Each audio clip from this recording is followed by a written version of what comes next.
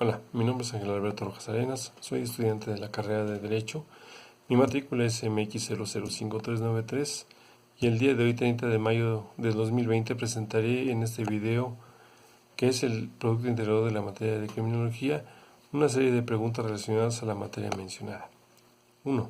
¿Consideras que esta ciencia se lleva a cabo de manera correcta por la sociedad?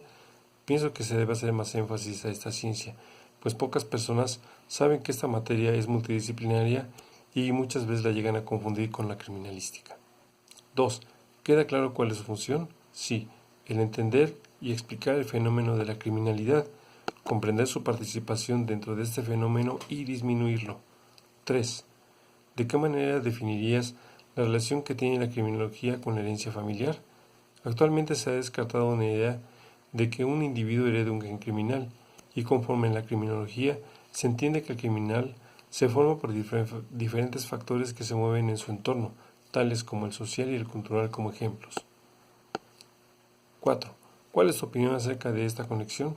Existen probabilidades de que la genética influya en el criminal en un porcentaje mínimo, además de las circunstancias sociales y culturales que componen el ámbito o el ambiente, en el que se desarrollan las personas.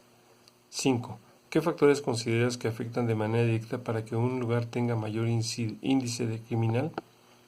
Las relaciones sociales y algunos entornos sociales influyen en el individuo, tanto por su ideología, el contexto cultural o en algunos casos la marginación socioeconómica y los paradigmas, entre otros factores. 6. ¿Cuál es tu opinión acerca de que los criminales también tengan acceso a los derechos humanos? El artículo 1 constitucional menciona que toda persona gozaremos de los derechos humanos y de las garantías individuales, y no pueden suspenderse salvo los casos y bajo condiciones que la Constitución establece. Por lo tanto, considero que los criminales tienen acceso a sus derechos, pero si están cumpliendo una pena, como lo dice la Constitución, se les restringe ciertas garantías y derechos. Uno de estos derechos es la libertad. 7. ¿Crees que es justo considerando que realizaron un acto indebido o ilegal? El tema de derechos humanos es ambiguo, ya que se interpreta de forma susceptible por quien lo interpreta.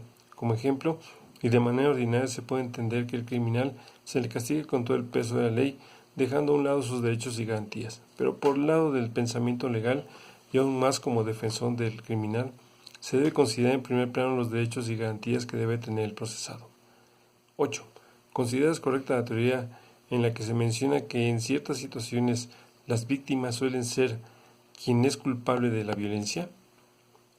La aportación que dio Mendelssohn con su teoría al analizar las características de las víctimas es certera, pero creo que hay excepciones, o mejor dicho, aportaciones para el análisis de este catálogo. Como ejemplo podemos mencionar en la actualidad la violencia de género, en específico hacia las mujeres. No se puede definir en este catálogo de Mendelssohn a una mujer que es víctima de dicho fenómeno en ninguno de sus divisiones, pues no tiene la culpa de ser mujer. Por lo tanto, es de considerar este ejemplo para dicha teoría, o tal vez pertenezca a otra clasificación de víctimas culpables. 9. ¿Cómo definirías al sistema legal en tu estado? Ha tenido un avance considerable y competente en los últimos años conforme a las exigencias de la globalización, donde los tres poderes del Estado han encontrado un equilibrio para coincidir en distintos temas como las reformas a las leyes que han sido de gran avance.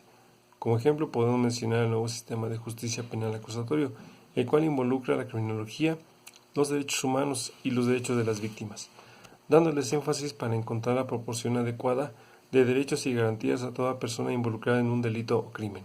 Por otro lado, se debe dar el realce al tema de actualización y capacitación tanto a servidores públicos como a todas las policías que estén involucradas en este tema. ¿Por qué?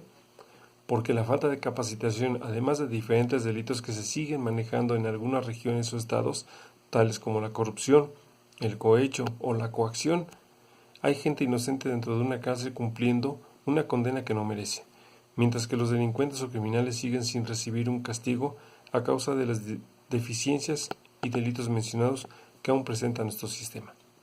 Muchas gracias por su atención.